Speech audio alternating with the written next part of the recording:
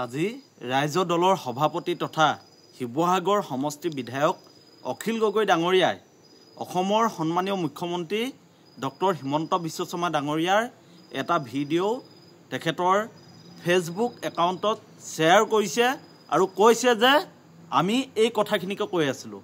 মুখ্যমন্ত্ৰী মহোদয়, আপুনি একদম সঁচা কথা কৈছে। যি দেশত ধৰ্মীয় গোড়ামী থাকে সেই দেশ কেতিয়াও উন্নতি পথত যাব নোৱাৰে। হয়, আমি দেখুৱাব খুজিছোঁ অসমৰ মুখ্যমন্ত্ৰী ডাঙৰীয়াই আজি সংবাদ মাধ্যমৰ সন্মুখত বাংলাদেশত হৈ থকা হিন্দুৰ ওপৰত অত্যাচাৰ সম্পৰ্কত প্ৰতিক্ৰিয়া ব্যক্ত কৰিবলৈ গৈ কি বক্তব্য ৰাখিছিল। আগতে পাকিস্তানত অত্যাচাৰ হৈছিলে, এতিয়া বাংলাদেশত অত্যাচাৰ হৈছে।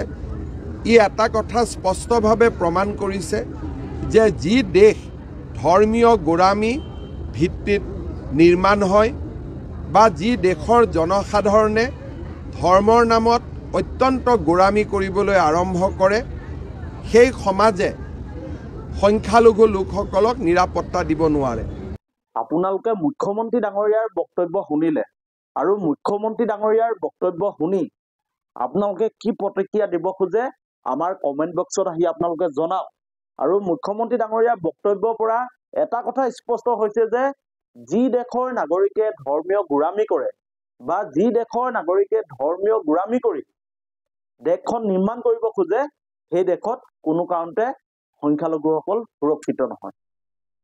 গতিকে অসমৰ বৰ্তমান যি ৰাজনৈতিক প্ৰেক্ষাপট, যি ধৰণে অসমত সংখ্যালঘুৰ ওপৰত আক্ৰমণ চলি থাকে, অত্যাচাৰ চলে, ঠিক তেনেকৈ আজি পাকিস্তান বা বাংলাদেশত সংখ্যালঘুৰ ওপৰত আক্ৰমণ চলি আছে।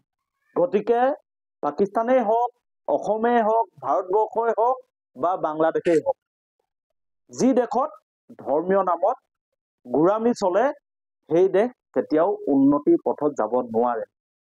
গতিকে এটা কথা স্পষ্ট হৈছে, এক প্ৰকাৰে মুখ্যমন্ত্ৰী ডাঙৰীয়াই স্বীকাৰ কৰিছে যে ধৰ্মীয় গোড়ামীৰ পৰা আমি আঁতৰি উন্নয়নৰ কথাবোৰ চিন্তা কৰিব লাগিব। সংখ্যালঘুৰ ওপৰত আমি অত্যাচাৰ কৰি দেশখন উন্নতিৰ পথত নিব নোৱাৰোঁ।